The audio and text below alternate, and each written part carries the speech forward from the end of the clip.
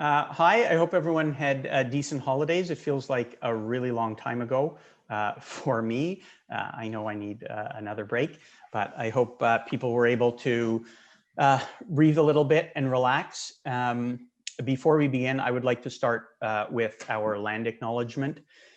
Toronto, or Takaranto as it was traditionally known, occupies a place that has been home to Indigenous peoples for over 15,000 years. The Huron-Wendat, Petun First Nations, the Seneca, and most recently, the Mississaugas of the New Credit River. This territory is subject to the Dish with One Spoon Wampum Treaty between the Anishinaabe, Mississaugas, and the Haudenosaunee that bound them to share and protect this land. Subsequent Indigenous nations and peoples and settlers from all over the globe have been welcomed into this treaty in the spirit of peace and friendship and respect. Takaranto is now home for many First Nations, Inuit, and Métis peoples. Recognizing where we stand, where we sit, is but one of the many intentional acts for acknowledging injustices and committing ourselves individually and collectively as a university to the path of truth and reconciliation. So this is the final meeting of the discovery phase of our task force, which is the first phase. During this phase, we've been trying to learn as much as we can about some of the goals, interests, issues in the public policy space in Canada and at Ryerson. We've had various speakers talking about particular issues. As Naomi will talk about later as we wrap up.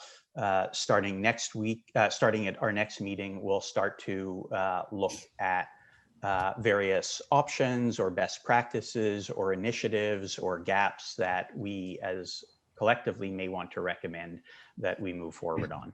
So before we get going today, I just wanted to do a housekeeping note. So quite quickly, remember, if you're not speaking, please have your microphone on mute. If you have headphones, please use them as that will reduce echo and feedback. If you are experiencing lag or difficulty with your sound quality, you can always try and turn off the video option. There's also a dial-in number if you would like. And as this proceeds, we'll be keeping a speaking order. So if you'd like to speak or engage or certainly engage with the chat, as people know, I've been active on the chat and some of us have been active on the chat. So feel free to do that as well. And we have people monitoring in case there are any technical issues, so you can also mention those in the chat. So today we have two presentations addressing the question of how can Ryerson's approach to public policy be more inclusive? Based on some feedback and some discussion we had with some of you, we're changing the format a bit this time. We're not going to do breakout rooms.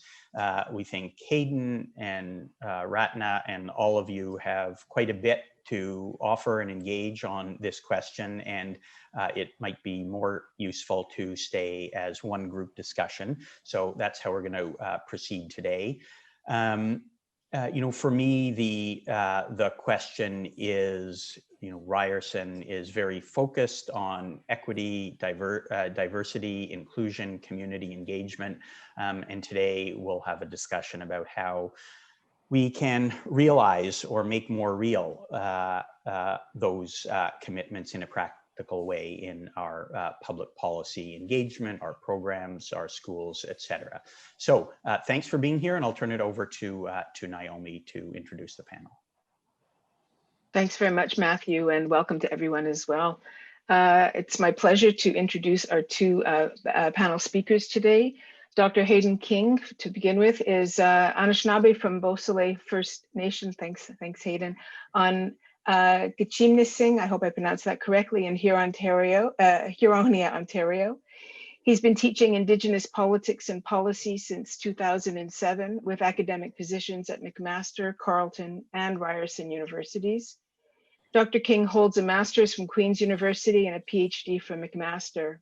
He's a prolific contributor to the national conversation on Indigenous issues. His research and commentary on Indigenous nationhood and colonialism in Canada is published widely. He's executive director of the Yellowhead Institute at Ryerson, the First Nations-led research center based in the Faculty of Arts. Dr. King is also advisor to the Dean of Arts on Indigenous education. He has served as Senior Policy Advisor to the Ontario Ministry of Aboriginal Affairs, Director of Research at the Canadian Council for Aboriginal Business, and Scholar in Residence at the Conference Board of Canada. In addition to his faculty position at Ryerson, he's an adjunct professor at Carleton, a senior fellow at Massey College, and the co-founder of the language arts collective, the Ogima Mikana Project. Welcome, Hayden. Let me also introduce to you our second speaker today, Senator Ratna Omidvar. Senator Omidvar is an internationally recognized voice on migration, diversity, and inclusion. In April 2016, Senator Omidvar was appointed to the Senate of Canada as an independent senator representing Ontario.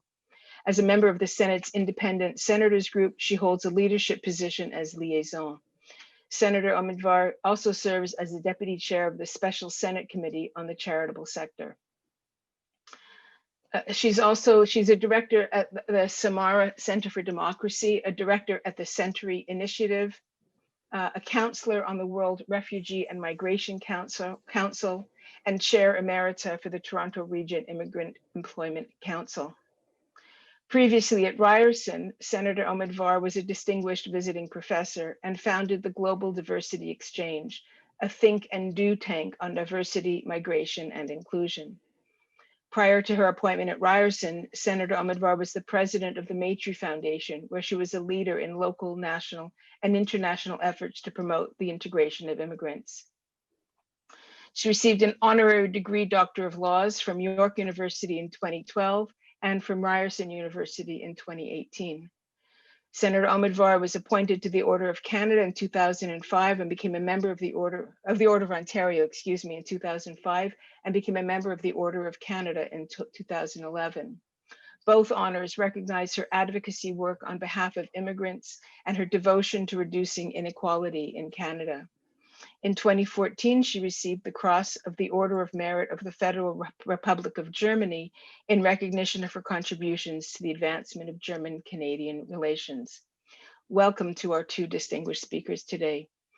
Hayden, would you like to begin?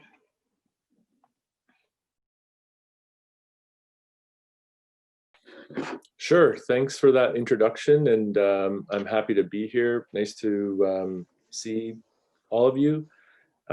Maybe we'll get a chance to meet and speak more in the conversation afterwards. I was actually supposed to be on this task force, but scheduling, well, it didn't really work out. But I'm happy to be here all the same and share some of my thoughts. I have a very short presentation to share with you all. I assume you can see my screen. So I'm here representing the Yellowhead Institute, which is an Indigenous-led research center based in the Faculty of Arts. We are almost an entirely Indigenous team, an entirely Indigenous research center. We have an operations team that's based in the Faculty of Arts, which includes an executive director, myself, a research director, and a project manager. We have 8 Indigenous faculty members who are associate fellows. Our associates are exclusively Indigenous. Likewise, with our research fellows, we have 20 research fellows from across the country that contribute to our work at Ryerson. We have an advisory board, same thing, national representation of Indigenous thinkers, practitioners, academics, activists. And we have dozens of student collaborators through research assistants and just through a youth network that Yellowhead's developed. And so we are, as far as we know, the only Indigenous-led research center or think tank at a national level focusing on issues of Indigenous policy, public administration, politics, and law. We have, I think, made a pretty significant impact in the national conversation on Indigenous policy and in public policy research. Some metrics here to indicate that that impact. We've been able over 2 years to generate significant attention, traction, and hopefully that translates into influence as well. And we do that operating under a handful of principles. The first of those principles is accessibility. We make sure that all of our materials are accessible to the community that we're trying to serve, which is primarily Indigenous communities. We also abide by the principle of community accountability, in the sense that most of the research that we produce or analysis is either directed by or vetted by the community in some shape or form. We insist on Indigenous researchers, analysts, writers leading Yellowhead projects to the greatest extent that that's possible. We believe that experience matters, lived experience matters to shaping policy on Indigenous issues. And we have a relatively critical orientation. So we grew out of this tradition of challenging the power of primarily departments of Indian Affairs at the federal level, and we've maintained that critical orientation. And these principles have helped us, as I said, make an impact. Some of the examples of that impact when it comes to policy and public policy, just a handful. We were part of the campaign to scrap the national Indigenous self-government legislation. We helped shake up how policing was happening in First Nations in Ontario. We changed the law, the child welfare law, Indigenous child welfare law for the better. We advised on the Declaration on the Rights of Indigenous legislation, people's legislation that was just released a couple months ago. We were part of the campaign to reveal the shortcomings of the largest self-government agreement in Canada. And our research has contributed to the federal government committing resources to better understanding how the pandemic is affecting Indigenous communities. So I think we like to think that we're making some of the change that we presume to do. Now, throughout all this work, despite being relatively prolific and influential, there are a number of challenges, and these are what I want to dwell on a little bit with you before I pass things over to the Senator. It's very difficult to have our associate fellows, the Indigenous faculty members who comprise the Yellowhead Institute, contribute to our work in the way that they would like, because the university structurally does not offer any incentives to Indigenous faculty members to participate in research centers. And so their time working for Yellowhead is effectively voluntary. And so one of the challenges that I would encourage the task force to think through is how can faculty actually be incentivized to participate in public policy research and analysis, because at the moment, at least in our case, we're almost exclusively junior faculty, or not junior faculty, pre-tenure faculty, sorry. And there is significant pressure to serve on committees, to publish, to ensure your teaching is going well, but there's no real incentive to participate in the type of work that we're doing, which actually many of those who are a part of Yellowhead would like to do more.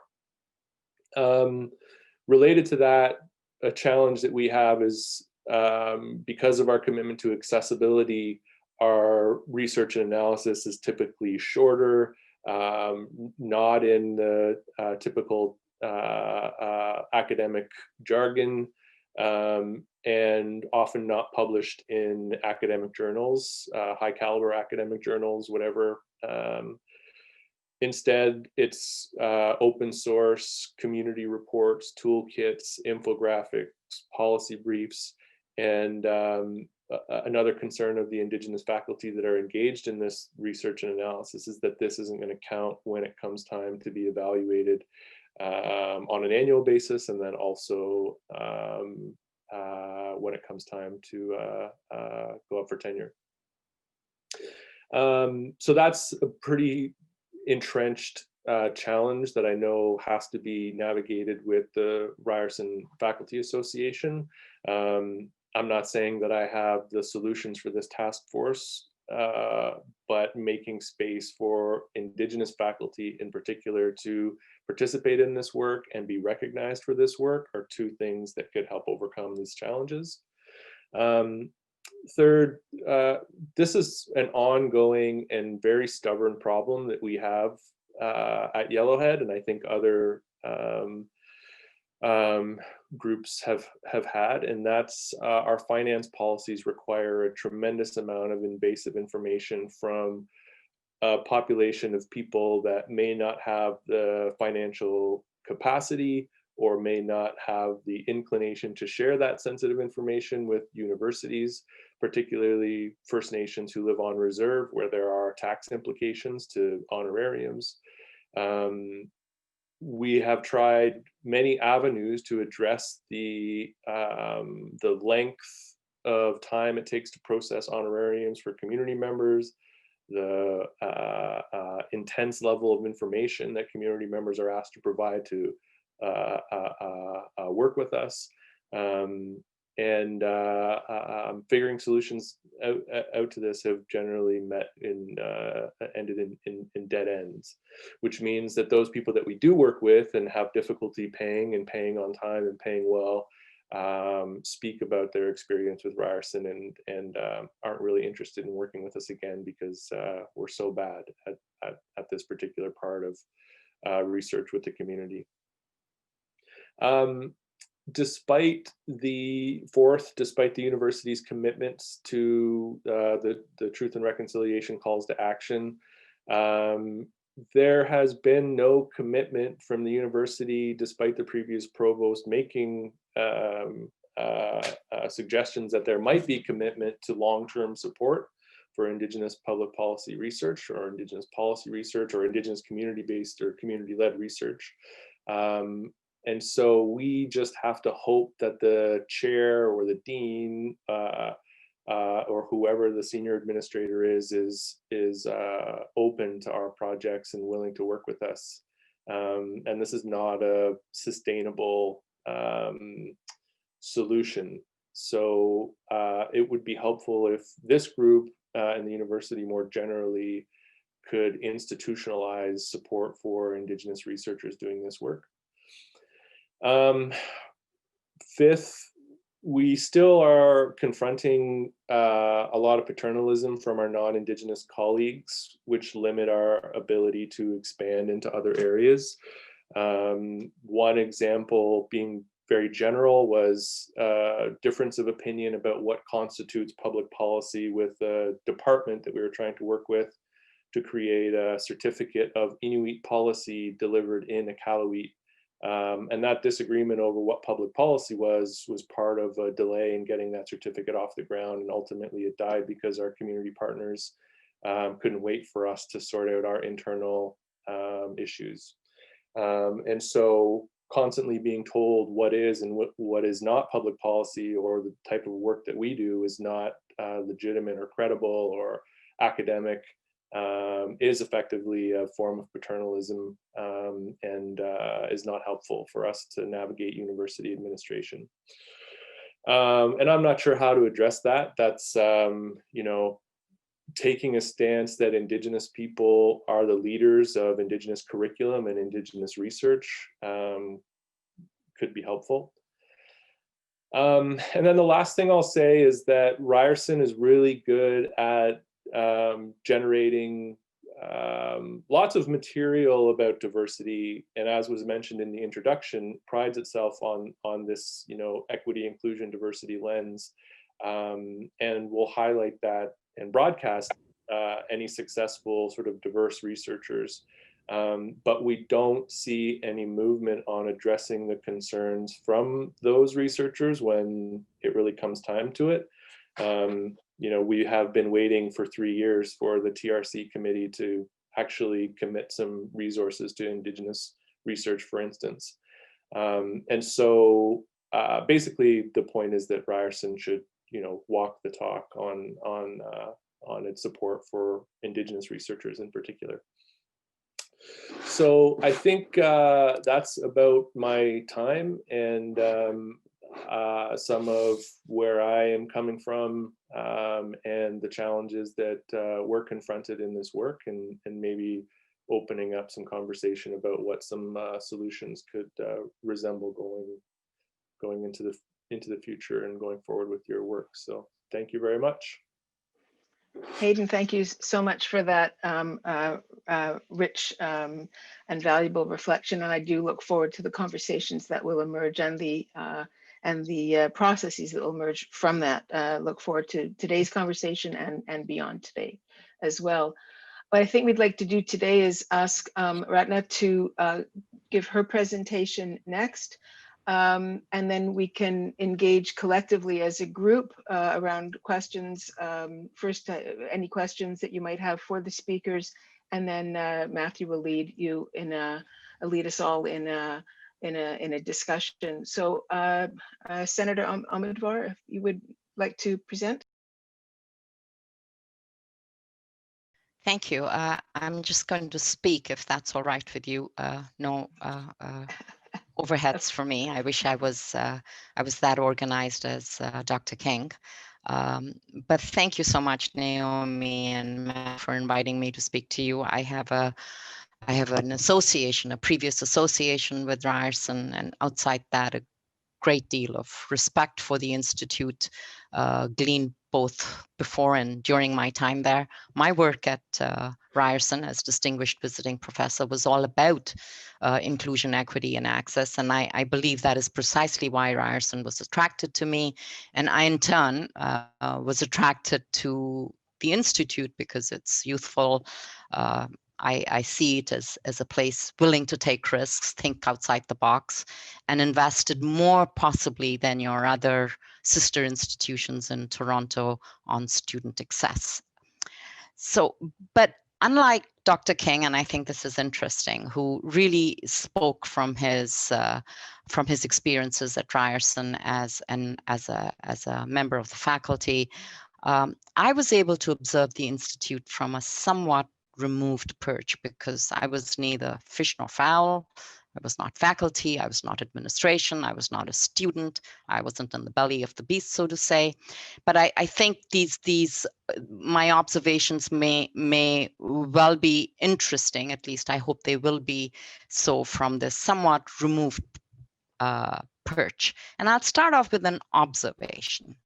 That it is my observation that Ryerson University is more diversity and inclusion conscious than other similar institutes in Canada.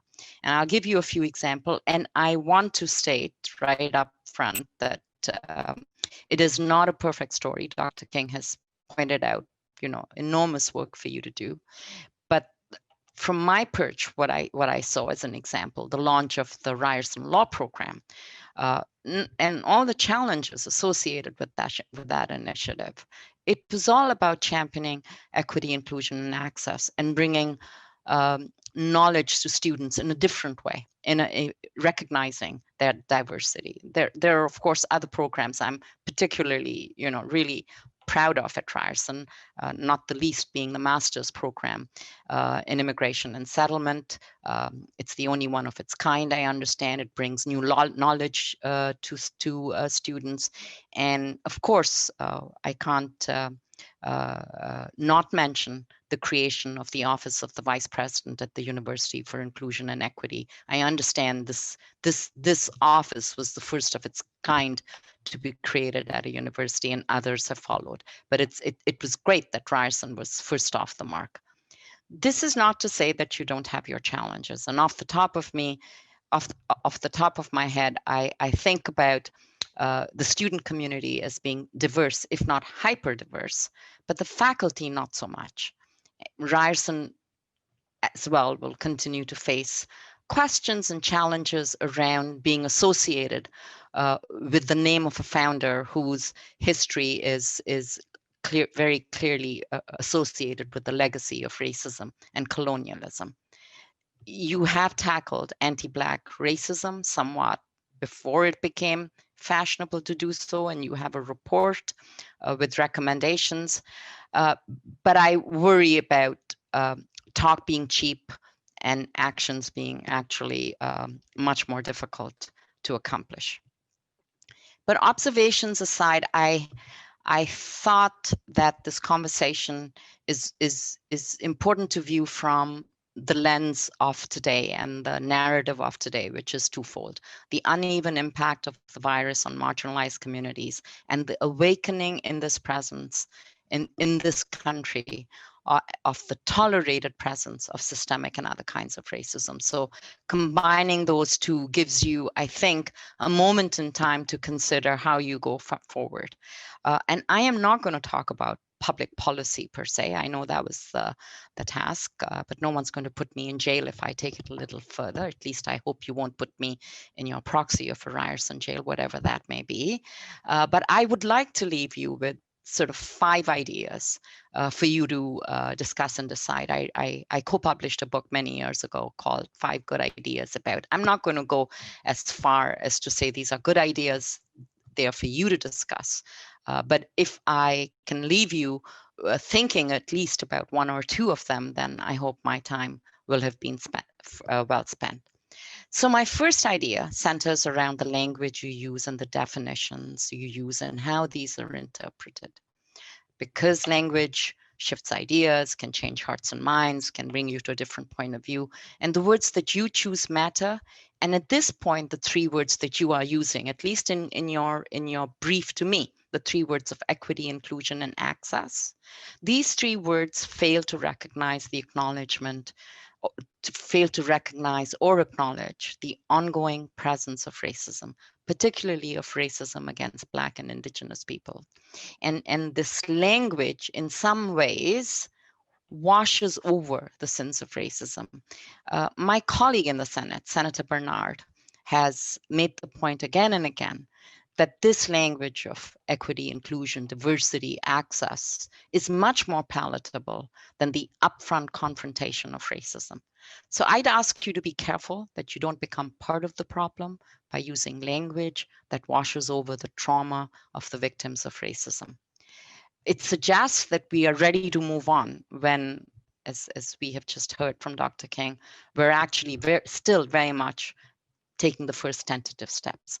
And I will admit that the search for new language is not easy, but I would urge you to give it a try. I, for one, have failed at finding new terminology so far on replacing the words and definitions associated with visible minority, because that terminology is predicated on a majority minority power dynamic.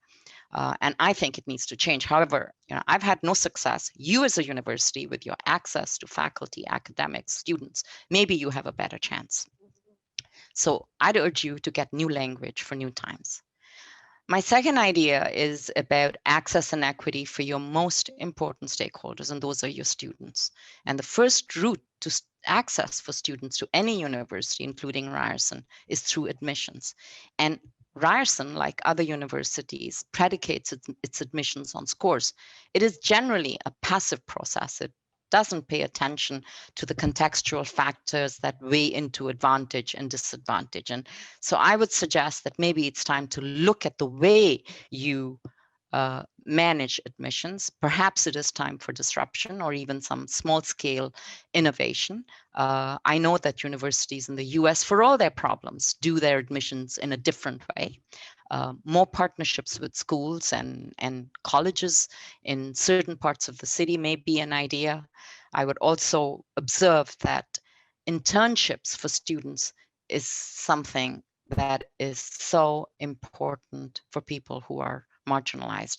I know that some programs at the university have internships and others don't. And I understand, at least I'm given to understand, that universities don't necessarily want to be seen as institutes that churn out workers, but I certainly hope that Ryerson does not suffer from such snobbery and ensures that it plays a muscular role in growing the social capital of students, especially marginalized students. My third idea or observation, let me put it, is around your research and policy work and how you can bring it more in tune with your ambitions on inclusion and access. Of course, looking at all your proposals through an anti-racism and equity lens is important, but so is it important to dig deeper. Who gets the research money? Whose research project gets funded and supported? Whose research gets published? These are important questions. And it must also be important for the university to connect its policy recommendations, whether they are to governments or to other stakeholders, by forecasting outcomes and looking at these outcomes through an equity lens. How will this or that policy recommendation impact the lives of the people who are marginalized and excluded? Will they have a greater share of equity as a result, or will it actually result in their slide? Ryerson has a reputation of getting things done because it is a practical place, and I hope it is proud of its practical roots. I think that it's time to become far more activist and practical in your research. Make it real, connect it to people's lives, and wrap every policy proposal with the lens of anti-racism, with a sharp eye on equity of outcomes. How am I doing for time, Naomi? I don't want to, so I'll look for a signal from you. Okay, well, we're closing in, but I think we all want to hear the final two. So the final two is a little out of the box, maybe, and it's about university-centered non-academic initiatives, be they programs or institutes. And I believe they are important because they position the institute differently in the eyes of the city and of the nation. And I believe you can do more in this space around anti-racism. And you have some excellent examples, and I'll just point to the one that I was closely involved with, which was Ryerson Lifeline Syria, which was launched by Dr. Wendy Sukier while I led Lifeline Syria in the community. And the success of that initiative was only possible because of Ryerson and its willingness to stretch its imagination. There were millions of dollars thrown through the university administration, and rules were contorted to make this happen. This was not a pure research or policy initiative, but the outcomes of the initiative, largely successful because of Ryerson, led to many conversations at all levels of government, particularly at the federal level. And because of the noise around the Ryerson initiative, where the president of the university himself was a private sponsor, it led the way to a federal initiative, very successful again, to disseminating and seeding this Canadian model in other countries. And it all started very small in the city with Ryerson at the heart. But the policy capacity of this initiative was never really mined by the university. And I think there's a bit of unfinished business here. My fifth and final idea is about taking action on representation. I think I'm a little tired of stating the obvious, but the exaltation yesterday to the south of us in the election of the first female Black South Asian vice president tells us how deep the hunger for representation is. And in many ways, Ryerson ticks off the boxes at the top level, but you need to go deeper. The composition of hiring panels, research panels. I've read the Ryerson report on anti-Black racism, and it is clear to me from that report that Black students do not feel included, do not feel safe, and do not necessarily feel that they are heard. They don't feel that their lives are well represented by the faculty either. And I understand that action will follow this report, but I'm just a little concerned that all the action will be left up to the Vice President of Equity and Inclusion without being included horizontally across the mandates of every expression of university life. So those are my 5 ideas. Back to inclusion, equity, and access. I would say think about your language, put students at the heart of your inquiries, center your work on inequality and access to opportunities, look for equity and outcomes, and go deeper, far, far deeper on representation. Thank you, so much, Ratna. Thank you, Hayden. That was amazing. Tons of ideas there. We have, 25 or 30 minutes. We could push it. I could probe both Hayden and Ratna a bit on some of those points, but I want to make sure we have time for everyone. So Josephine, I'm looking at you. I see you wrote a question. I'm not going to read it. Would you like to make that comment and see if Ratna or Hayden want to engage? It's not really a question. Okay. I was very inspired by both presenters. Both of you had raised something that is very important. And if we are spending time together to really talk about how to improve public policy, how to improve how we do policy at Ryerson, then we really need to be truthful and be able to face the problems and a lot of things that have been hidden for all these years. I really appreciate what had been said about Ryerson. I actually came to Ryerson in the early 1980s to be a student. And when I graduated and I have a choice to be hired in the same week by Ryerson and another elitist university in Toronto, I came to Ryerson because, as what Ratna has said, I believe in who are the students. But at the same time, after I've been here for 10 years, I feel that we can do more. Yes, we can do more. So I'm excited about doing more, and I want to push everybody to do more. And it's not just talk. It's really about what kind of action. When I hear what Dr. King talk about how communities get discouraged to do research with us, is real, not only within the Indigenous communities. I work with refugees communities, similar kind of issue come out. So working with people living with HIV who, if they receive honorarium, that means that they'll take away their disability coverage of medication. So complex. So I really look forward to us all really doing something about taking action and not hide behind beautiful words. So thank you very much. So, and we have some time together. As I was stating earlier, I think our focus has to be how we can make the commitments, and I apologize to Ratna in advance. I will use the words equity, diversity, inclusion, access, how we can ensure that those commitments are realized in practice. And I think Hayden, you were raising a number of issues around the incentive structure, around research, around how researchers engage what they are rewarded for. So if people want to talk about the incentive structure, and obviously that gets into individual faculties, and that is challenging, but I think that's an important issue to probe.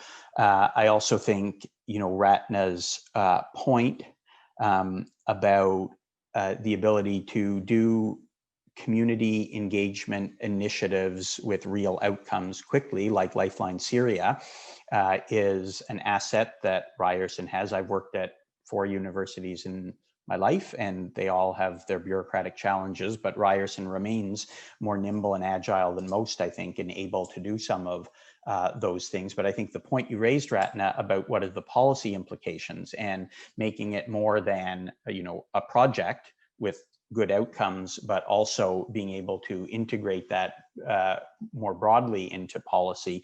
I think, that to me is also, a really important issue. And so if people have ideas about how we can, drive that forward, I think that would also be really useful. So I don't know if Hayden or Ratna want to, respond to either of those or to what Josephine said, but I'm going to look for hands if people have comments that they want to raise. Hayden or Ratna?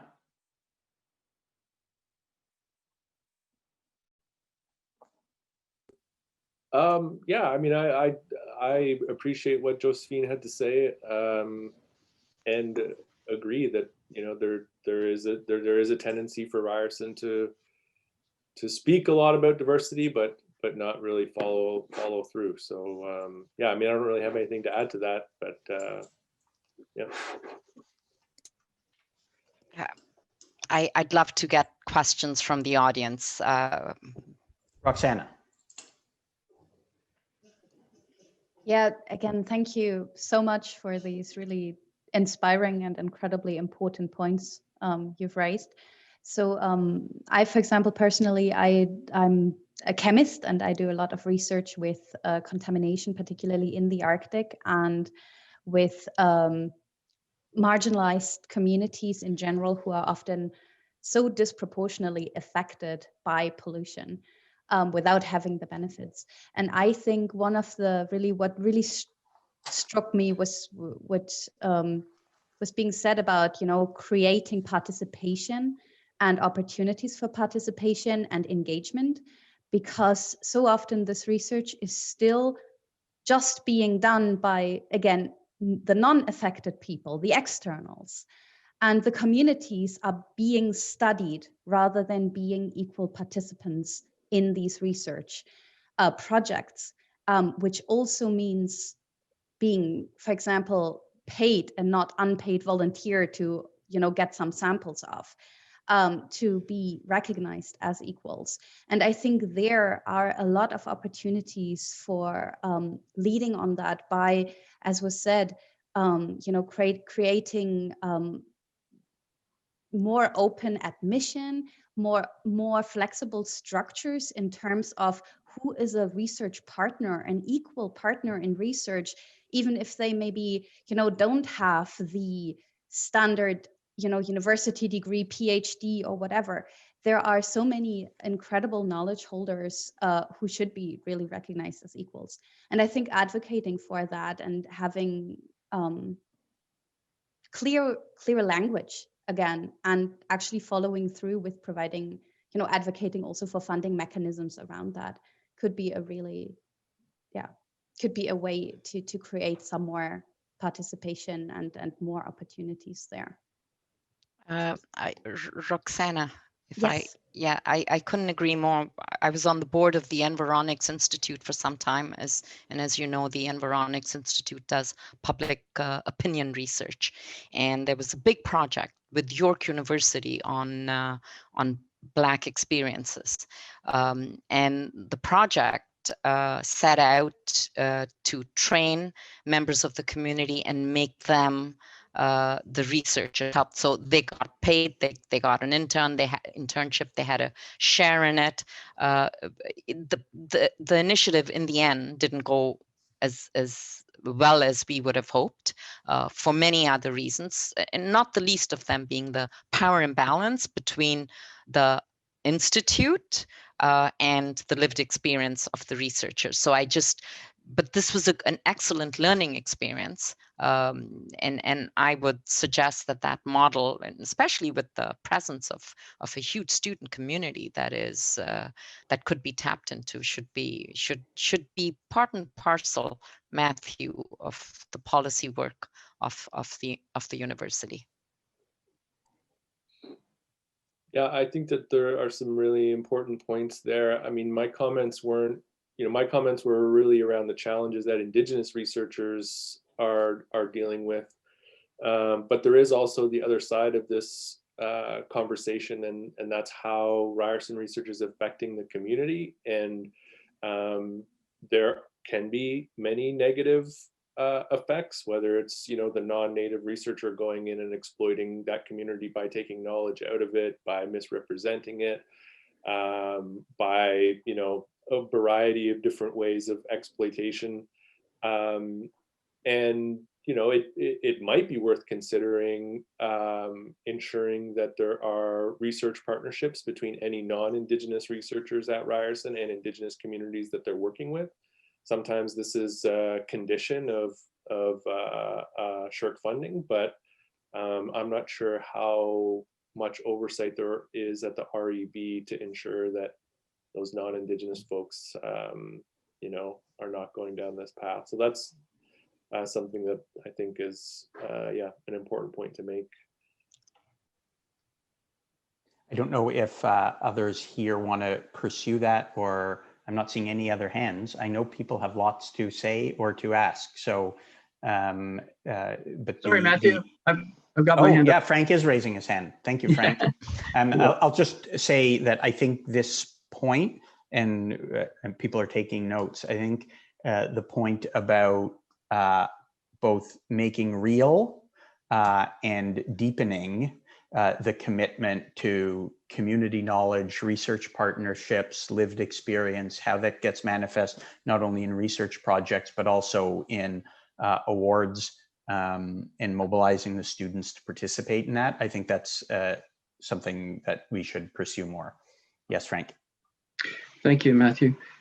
So if we consider the research and policy-making ecosystem, and just reflecting on, I think, a theme that I heard quite clearly in both Hayden and Ratna's comments to us, we absolutely need robust data, and we need to link that data to outcomes. So asking the right questions and unpacking categories that we've fallen into using, like anti-Black racism. So the term Black is such a broad term, and does such a poor job of reflecting a variety of subgroups and lived experiences. So I think it all comes back to, and I'd appreciate reaction to this, needing to support research in all the right places, to Hayden's point, and then relating that to that research, leveraging that research and gearing it to outcomes to make a really impactful case.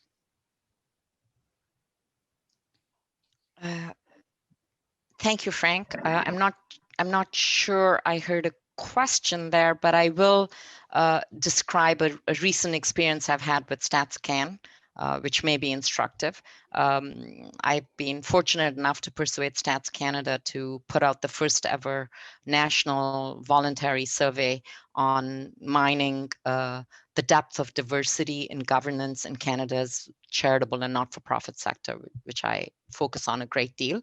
And in crafting that, the questions around the definitions, we had major challenges coming to an agreement, and the only way the group was able to resolve those challenges was through listening to a group of stakeholders who were from the community, who told us exactly what you did, that Black is we think of it as one-dimensional. It's not. There are Black people from Ghana. There are Black people who've always lived in Canada.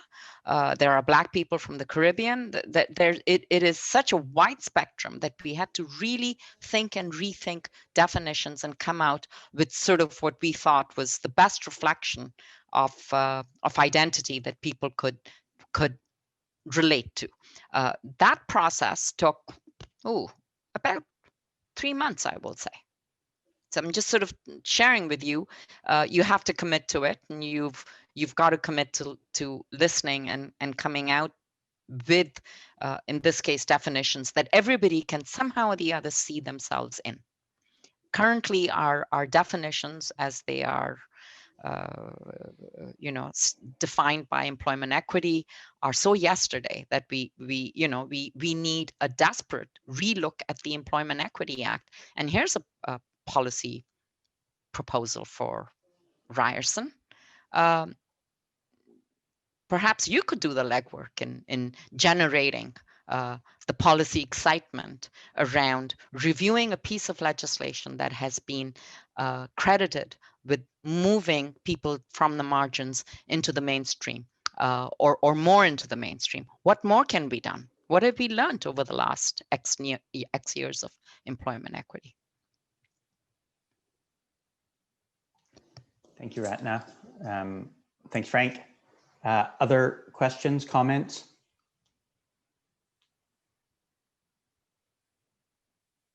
I don't believe it. I know everyone has things to say. If not, I'm gonna, oh, Kareem's got his hand up, okay. I was gonna say, I'm sure Kareem has something to say. Come on. I'm not gonna put people on the spot. Possible they're actually not paying attention at all and managing children or something, so. Which we understand. Kareem. I've gotten good at the raise hand function with my kids. Actually, I should go like this as well to truly get your attention. But my wife is in charge right now. Thank you, Hayden and Ratna. It's more of a comment than a question, but I wanted to share appreciation of the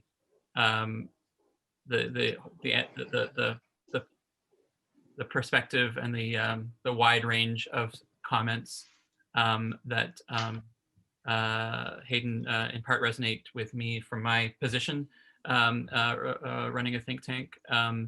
I learned a lot about some of the unique challenges and how the governance structure that you've kind of helped, the place you've developed has helped you, it sounds like, carve out some space, but also the ways in which it remains not optimal. When I hear some of that, I'm also hearing, in a sense, the voice of some of my students who might not have, in a different sense, they might not be public policy students. I'm just preparing my first class this evening and it's, in a sense, it's public policy for non-public policy students, a lot of it, and it's not a public policy listed class. And I'm trying to look for those ways to invite them into this work. So hearing your perspective and hearing Ratna's perspective, being neither fish nor fowl, is just really helpful and inspiring. And I'm glad to hear overall, I think, to Matthew's point, the things that got going sounds like would have been much more difficult outside Ryerson than at Ryerson. But when I hear what you're saying, I'm hearing it a bit through the lens of my students who I want to be able to attract an interest in this work. And hopefully some of them become public policy students and become researchers and academics in the more strict sense. But I'm always looking for those places for them to connect into the work without having to get that level of expertise that is expected of people performing at the highest levels of this work. So just wanted to say thanks and identify the connections I had. And thank you for the contributions that you've made to the Ryerson community and beyond through the work. Yeah, thanks for that. I think that there's a point here about, well, one of the points that I was making around how we're reliant on temporary, champions who sort of come and go. Like Yellowhead Institute has actually a very long history. It started as the Center for Indigenous Governance 7 or 8 years ago. But it actually couldn't get university support. The only university wanted to bring in, mining companies and nuclear waste management companies to fund Indigenous governance research, and the Indigenous community said no. And then the university, the faculty at the time, effectively starved the center, and it effectively died. And the only reason that the Yellowhead Institute came to life out of that was a change in leadership. And so there may be another change in leadership in the Faculty of Arts or any other faculty where Indigenous initiatives might thrive, and they will live or die based on that leadership. And so, great things are possible at Ryerson if the right people are in place. But if the right people aren't in place, then it's really difficult to get agendas like these off of the ground. And so that's what I mean by thinking about how to institutionalize some of these commitments, so we're not subject to the whims of new leadership. Kareem, did you want to? Yeah, and I have a follow-up, and another connection that something that makes that easier, and I think something that both you and Ratna did an excellent job at in your time here, or are doing a job in your time here, is to create a community or to help bring a community that already exists around something, and where that community outside the university then connects to the work of public policy. It makes it it's more inspiring, I think, but B, I think it might make it harder for a change in leadership to let something go away, because there's real consequences with a community that now has that connection to the work and to an institution within. And I know there are a lot of other places within Ryerson where that's happened, where there's been a strong sense of community ownership of the resource that is formally housed at Ryerson. Yeah, and I don't want to speak like a former deputy minister and a political scientist, although both are part of how I see the world sometimes. And the point that you raise about finding ways to institutionalize things. Programs are often created, but they are often created for people with less access to power, and institutions are created to realize ongoing efforts that are not vulnerable to the whims of whomever the decision makers are at the time. So the idea, really thinking about how we institutionalize these things by creating new institutions or other forces is a really important thing for us to be thinking about as we make our recommendations. Any other hands? Yes, Carolyn. Well, thank you to both of the presenters. Some really inspiring and some really thoughtful comments. I do think that, you know, there's a lot of opportunity for this task force to really bring attention to some of these challenges at Ryerson.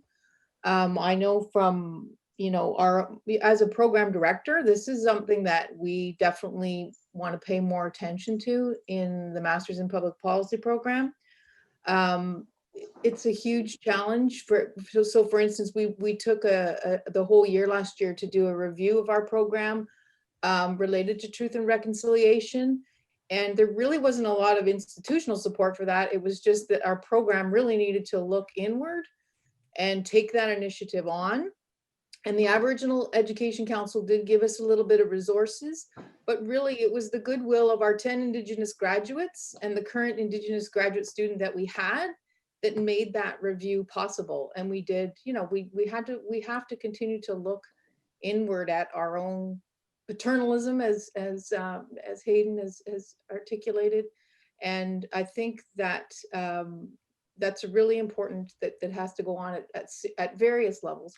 So that's one initiative that we've tried to do at the program level. We just don't have a lot of capacity to undertake those kinds of critical reviews.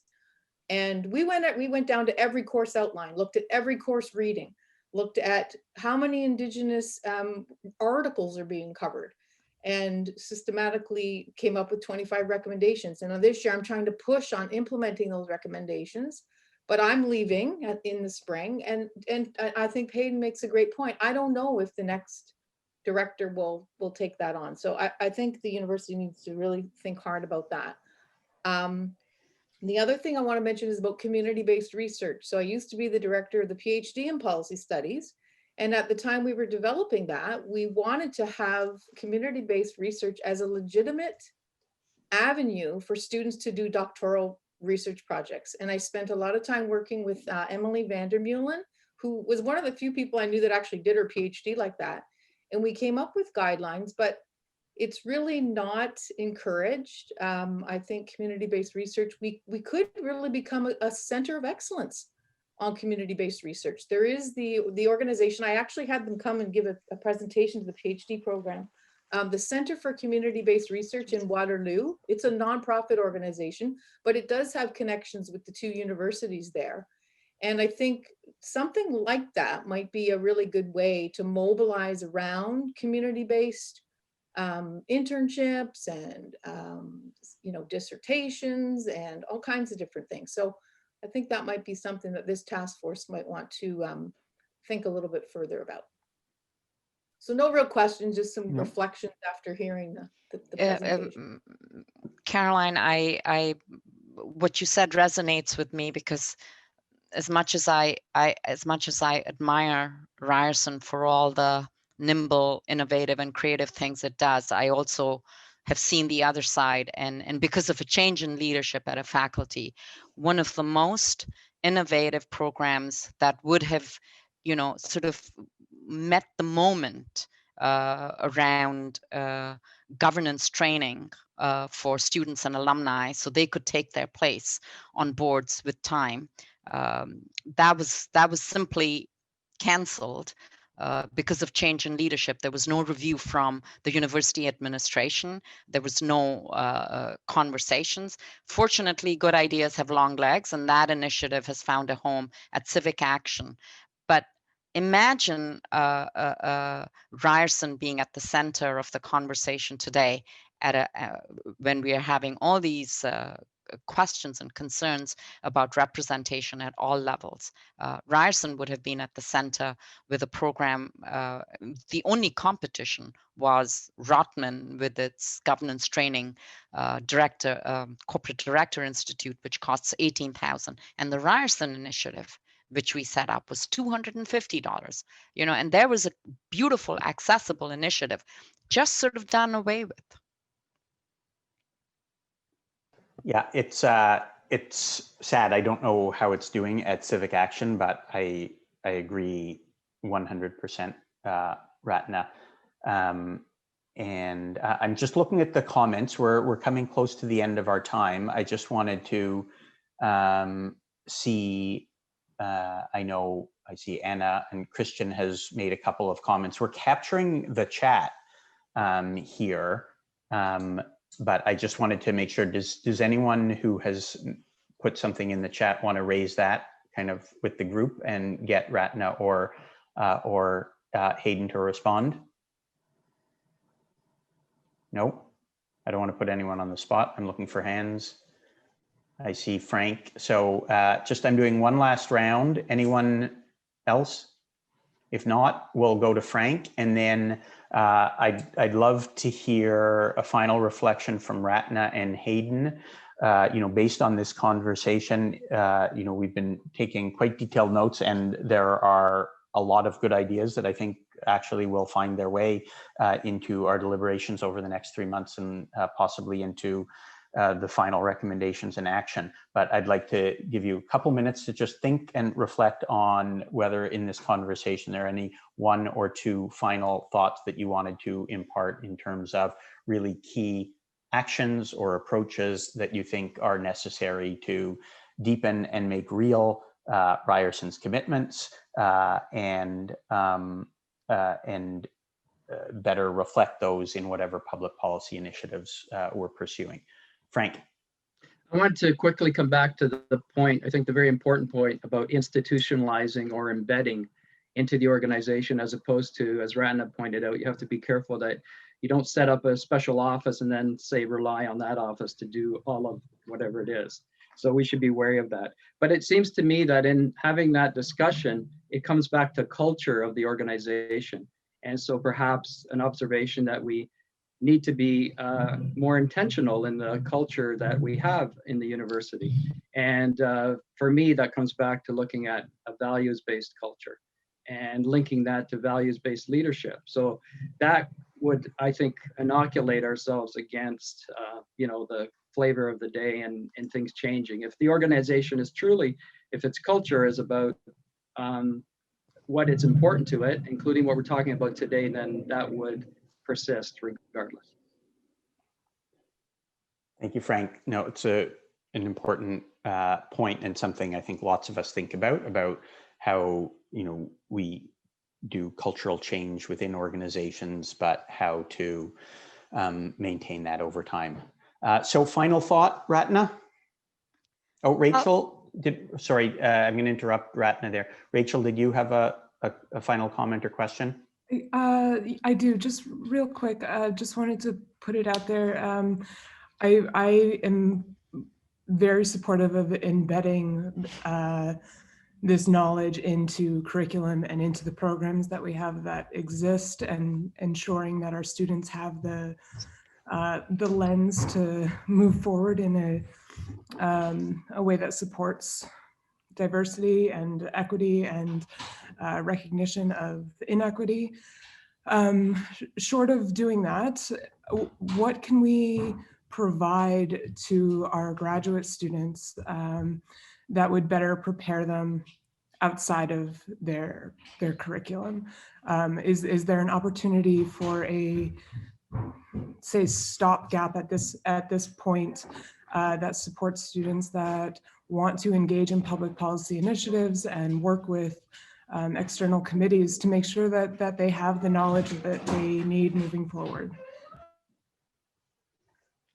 So that's actually an excellent question, and I thought about it a bit while I was thinking about my remarks.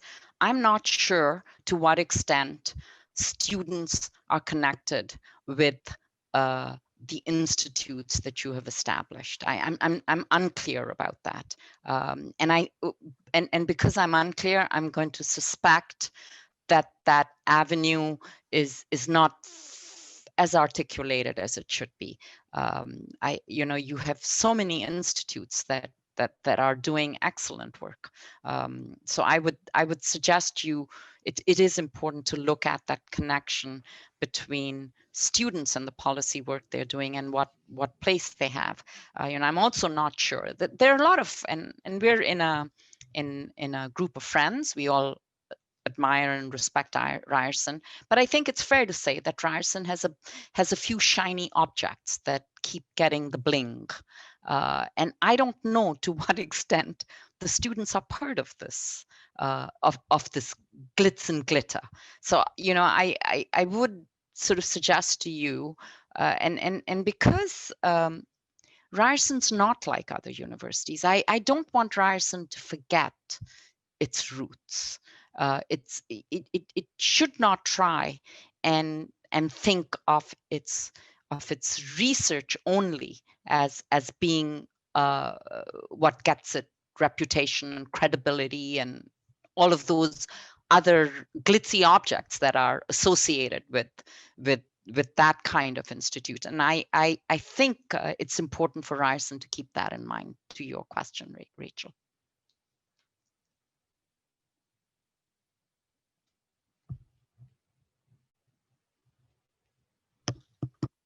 Matthew, unmute, please.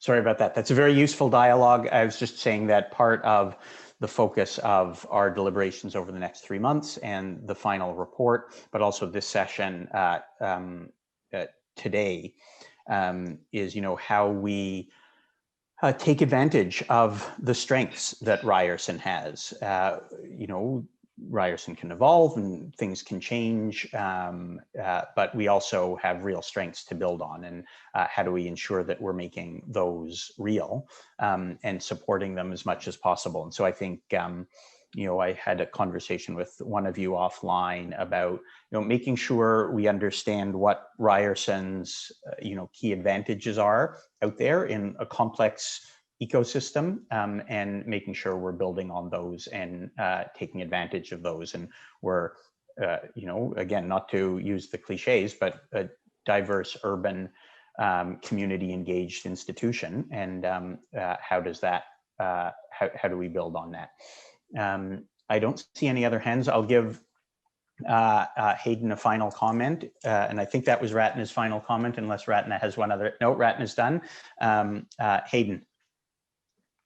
Sure. I mean, you know, to Rachel's point, I don't know how much of a role this task force has in recruitment, but, you know, there just aren't any Indigenous graduate students. So there's very few Indigenous graduate students. I mean, less than 1%.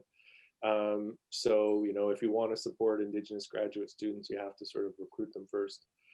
I suppose my final comments to the task force would be to focus on some of those structural challenges that seem to endure, and unless addressed, you know, people that come after me are going to be speaking to a committee very similar to this one, you know, years down the road about the very same issues. You know, you have to address public-facing, community-led and community research. You have to recognize that as bona fide intellectual work that gets recognized by the university and by tenure committees. You know, there's lots of wonderful sentiments about SRC being creative work and community-based, but we're still very much encouraged to have those journal articles that 14 people might read instead of, you know, the more accessible work. So grappling with that challenge, I think, is something important for the task force to consider. The finance issue is another structural one. All of the work that you're doing and all the recommendations you're making won't really matter to researchers like me who go out and work with communities and who are alienated and frustrated and never want to work with me again because it's so difficult to compensate them for their labor. So addressing that again. And then, I don't know, maybe contributing to the the cultural change that needs to happen at Ryerson for people in senior leadership positions to accept that Indigenous or Black or whatever diverse community we're talking about leads their own initiatives, and whether that revolves around programs, curriculums, whether that's around research projects, or whether it's on, you know, university governance. It should be Indigenous people in those positions of leadership. So yeah, I would say that those are three areas I would hope that the task force thinks on for the next little while.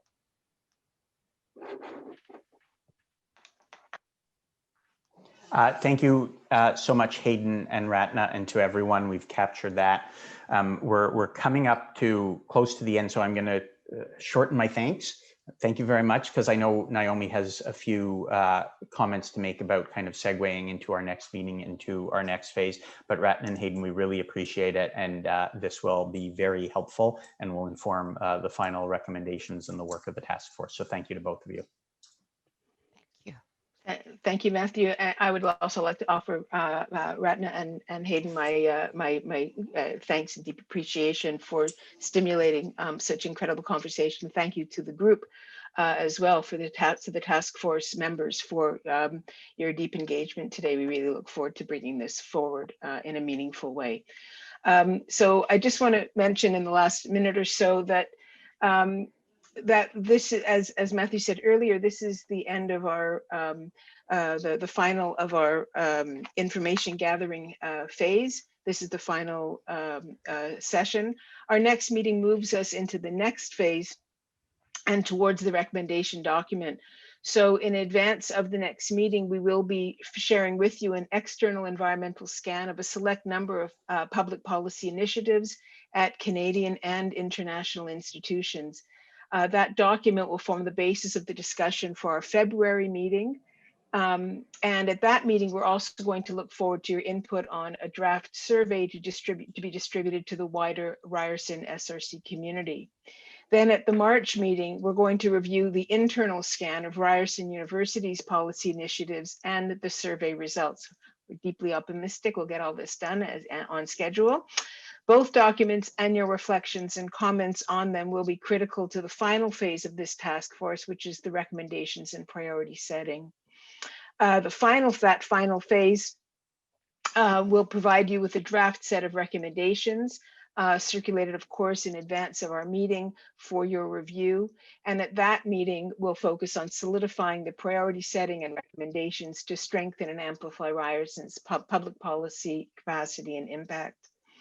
So I want to end there. I want to end us on time. I want to offer again my deepest thanks to everyone today, and especially to our speakers for providing us with such rich information, input, advice as we move forward with this task force. Thank you so much, everyone. And as Matthew said, we've captured the notes as well, which will all be included in your minutes, which you'll be able to see as soon as they're ready for review. Thank you, everyone, so much. I look forward to our next meeting. Thank you again, finally, to our speakers as well. Have a great rest of your afternoon. Thank you, everyone. Thank you. Thanks.